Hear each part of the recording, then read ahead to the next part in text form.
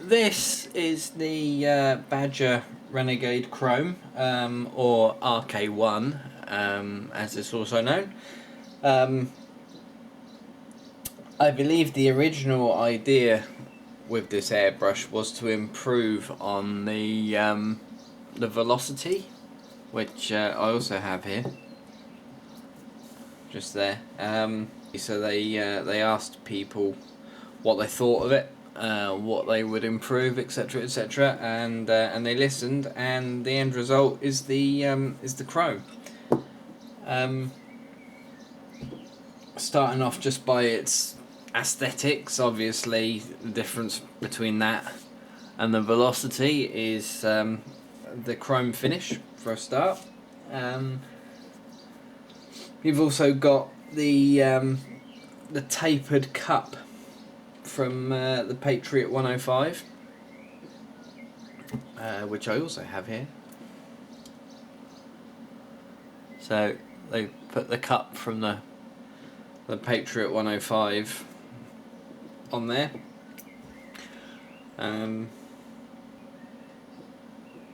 You got this, don't know what that is, plastic or rubber?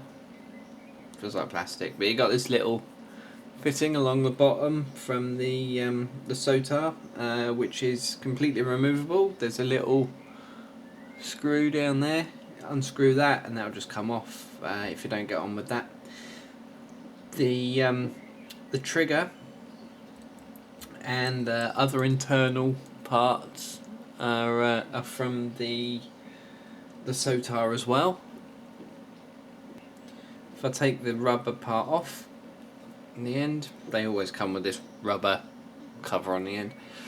Comes in handy to protect that little needle. If I take that off, it has a 0.21 self-centering nozzle and tip from the Velocity, with this open-tipped cap on the end,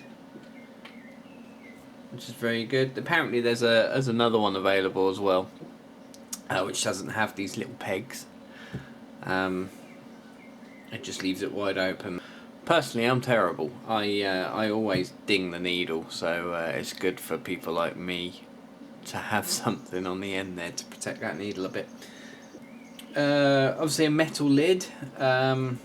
Normally, or rather the Badgers I've got anyway, they come with this this rubber cap, but this one actually has a metal lid.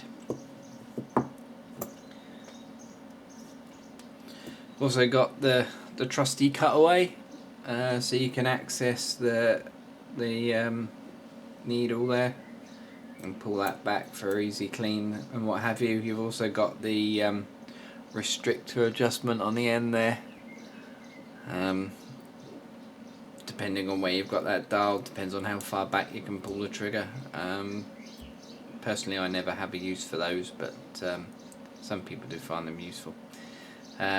Difference between this and the others though, this one actually has this little measurement dial on here, so you can see what you're dialing in rather than just guessing it all the time, which is quite cool. Pop the lid off. Got nice access down there for easy cleaning. You can see the needle down there.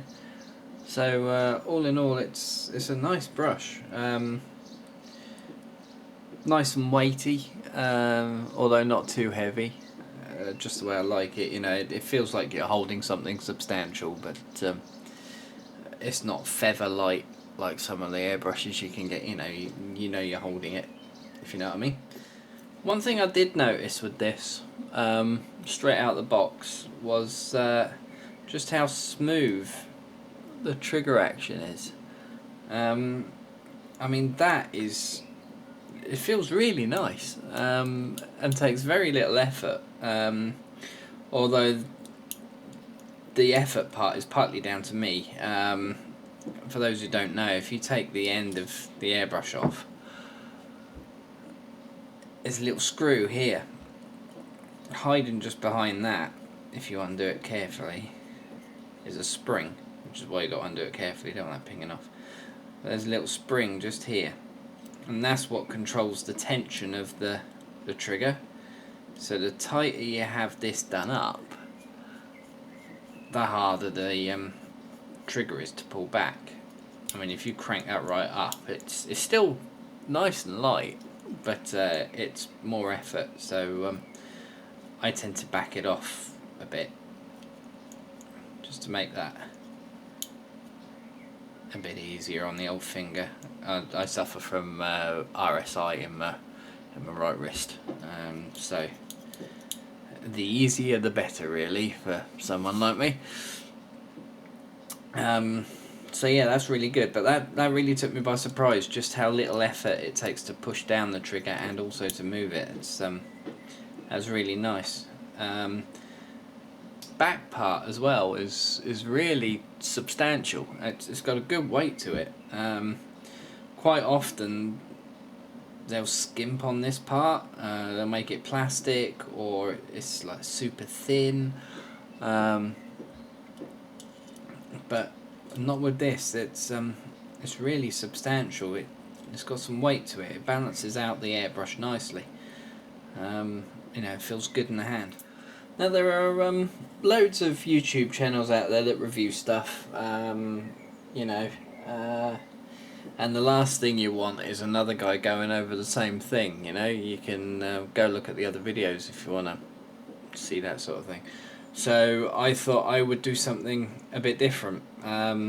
Normally, when it comes to a review, someone will get an airbrush, they'll strip it down, show you all the internal workings and what have you, and then put it back together, which is all well and good. It's all very useful information, but I didn't want to do the same thing. There's no point. Somebody's already been there and done that.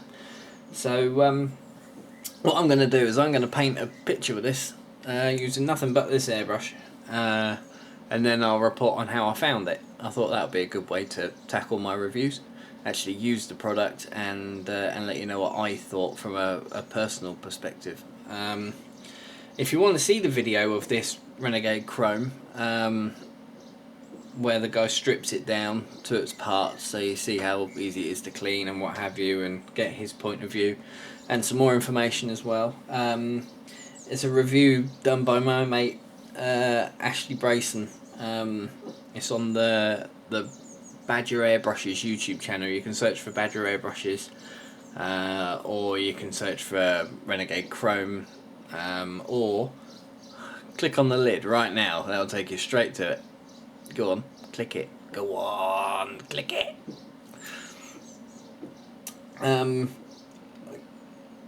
Be interested to try this out. From what I've heard, this will pull lines as detailed as the Harder and Steenbeck Infinity, which if you've been following me for a while, you know that I use that airbrush a lot.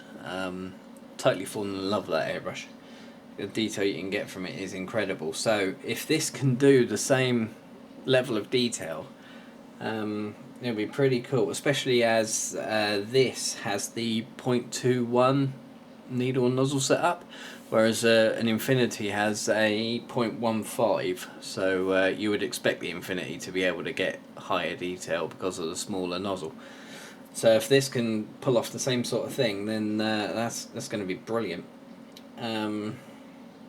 So I'll stop my yakking, I'll get some paint in this thing, and let's see what we can paint with it, shall we?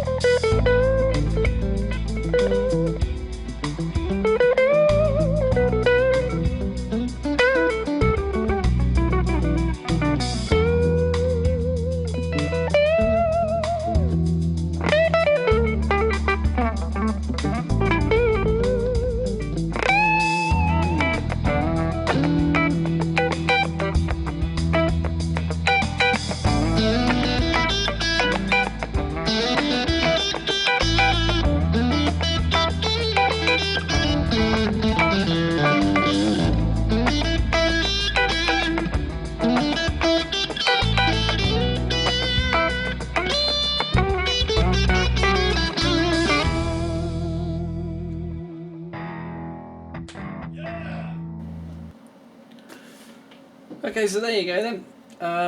That's what I managed to do with it. It's a very impressive little airbrush.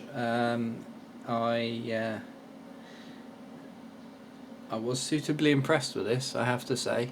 And I haven't been paid to say that or anything. This is my personal opinion. It's a cracking little airbrush. They're right. You can get the same sort of detail with this as the Infinity. The only thing I will say is obviously the Infinity has got the smaller needle and nozzle, so you can get much finer detail with less effort, if you know what I mean. With this one, where it's got the larger needle and nozzle on it, it's, how can I put it, it's a bit more work to get the detail, if you know what I mean. You need to get your paint reductions right, and your trigger control needs to be good, otherwise you're not going to get the same level of detail, because it's a bigger nozzle. It's just the nature of the beast. But if you're well versed with your airbrush control, then yes, this Renegade Krome can do the detail that a Harder and Steenbeck Infinity can do, quite happily. I was very impressed with it. So I shall be using this an awful lot, definitely. I like this. It's now become part of my my everyday painting arsenal. Bad points, you may be asking? Not very many at all. This plastic bit on the bottom, it gave me cramp in my thumb. I found I was getting a lot of pain in my thumb just here. That's probably because of the way I hold an airbrush. I have this part of my thumb very stiff when I paint it. I tend to use this knuckle part of my thumb to hold it rather than the tip of my thumb like I should. I do that and I lock my thumb in there, so I found that was causing me a bit of an issue. So personally I'll be removing this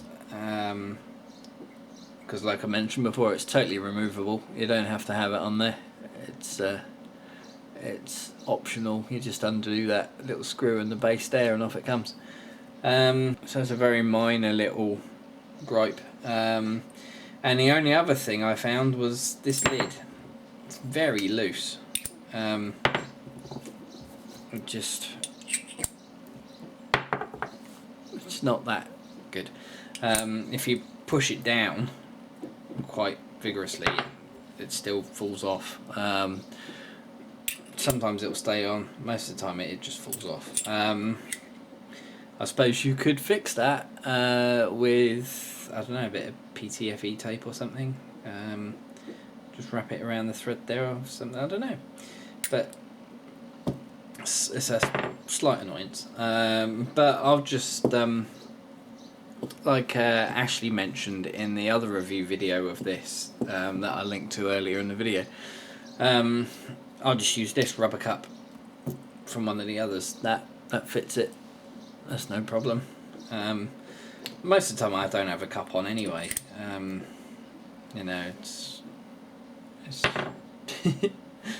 so it's not a biggie at all. So those are my only two gripes really. The lid keep falling off and that give me cramp in my thumb, but totally fixable. As far as the airbrush itself goes, its workings, the trigger action, the detail you can get from it, it's a fantastic little brush. It really is. I was well impressed with it. And like I say, I was pulling lines with this the same I get from my Infinity, which is a much finer detail brush. So this really is a fantastic little piece of kit. So if you're in the